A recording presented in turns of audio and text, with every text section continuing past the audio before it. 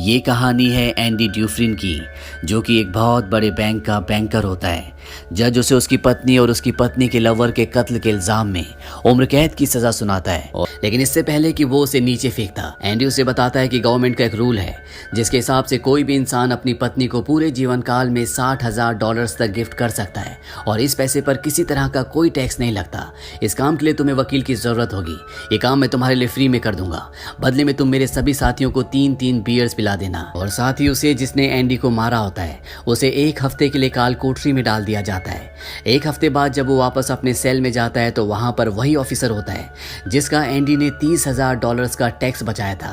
वो ऑफिसर उस आदमी को इतनी बुरी तरह से मारता है कि वो हमेशा के लिए अपंग हो जाता है। अब कुछ दिनों के बाद इस जेल का जो वार्डन होता है वो एंडी के सेल में आता है और उसके सेल की तलाशी करवाता है। दरअसल तलाशी एक बहाना होता है। रेड उसे बताता है कि उसने अपनी पत्नी और अपनी पत्नी के लवर का कत्ल किया था। वो एक बहुत बड़ा बैंकर था।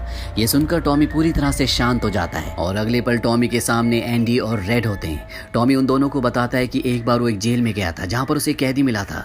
उस कैदी ने बताया कि एक रात को एक घर में चोरी करने गया।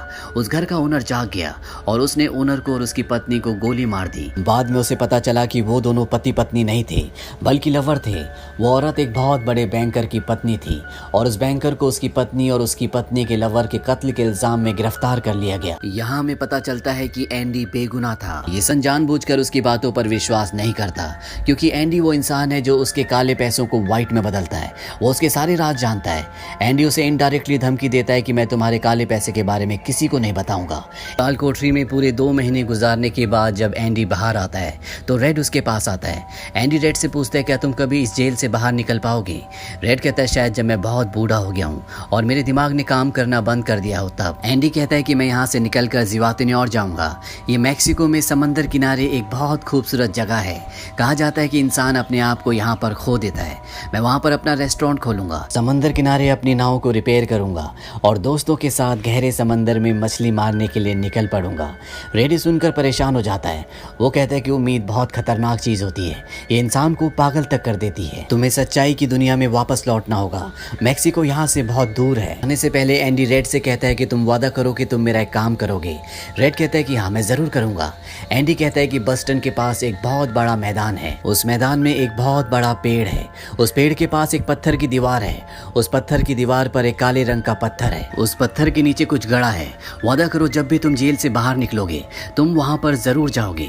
और एक पत्थर वो उस पोस्टर पर भी मारता है जो दीवार पर लगा होता है, पर पत्थर टकरा कर नीचे नहीं गिरता बल्कि पोस्टर के आर पार हो जाता है। और जब वार्डन उसके अंदर अपना हाथ डालता है तो वो देखता है कि एंडी ने वहां पर एक बहुत बड़ी सुरंग बना रखी होती है, जिसे देखकर सब हैरान हो जाते हैं क्योंकि ये दीवार बहुत मजबूत होती है। बिना मशीन के इस दीवार पर सुरंग बनाना लगभग पूरी तरह से नामुमकिन था, पर एंडी नामुमकिन को मुमकिन करके यहाँ से भाग गया होता है।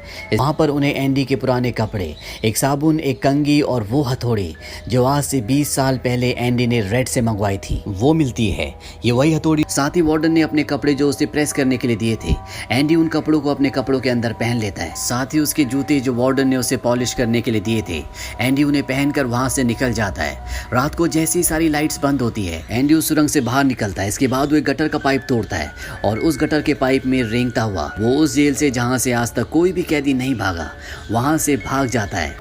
अगली सुबह ये खबर अखबार में छप जाती है और जब वार्डन तिजोरी खोल कर देखता है तो उसमें उसके डॉक्यूमेंट्स नहीं बल्कि बाइबल होती है। बाइबल के पहले पेज पर एंडी ने लिखा होता है कि तुमने सही कहा था, मुक्ति इसी में है।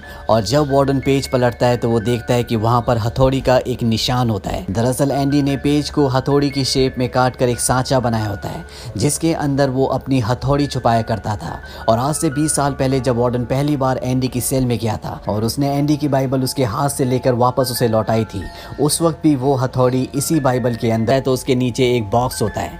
उस बॉक्स के अंदर कुछ पैसे और एक लेटर होता है। ये लेटर एंडी का होता है। उस लेटर में लिखा होता है तुम्हें उस जगह का नाम याद है जो मैंने तुम्हें जेल में बताई थी। तभी रेड कहता है जिवातिन्योर। वो कहता है कि तुम उस जगह पर आ जाओ, मैं तुम्हारा इंतजार कर रहा हूँ। इसके आगे एंडी ने लिखा होता है कि उम्मीद अच्छी चीज़ होती है, बल्कि सभी अच्छी चीज़ों में सबसे अच्छी, और अच्छी चीज़ कभी नहीं मरती।